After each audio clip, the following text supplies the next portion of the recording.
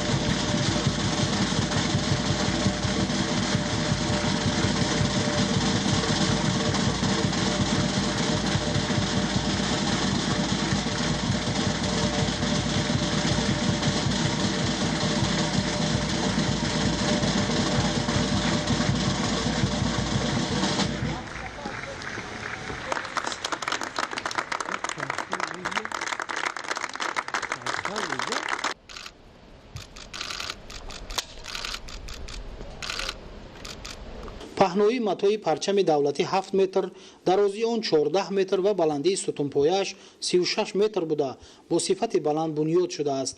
مساحت میدان پرچم دولتی 3000 متر مربع را تشکیل داده حدود آن کبودیزار کرده شده است که در اینجا برای استراحت و فراغت ساکنان شرایط مساعد فراهم است.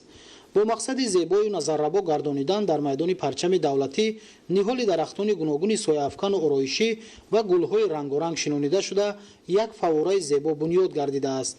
مورد استفاده قرار دادن انشاءات پرچم دولتی نشانه احترام و ارجگذاری به رمزهای دولتی جمهوری تاجیکستان بوده در صحن آن برای استراحت و فراغت ساکنان شرایط مساعد فراهم آورده شده است.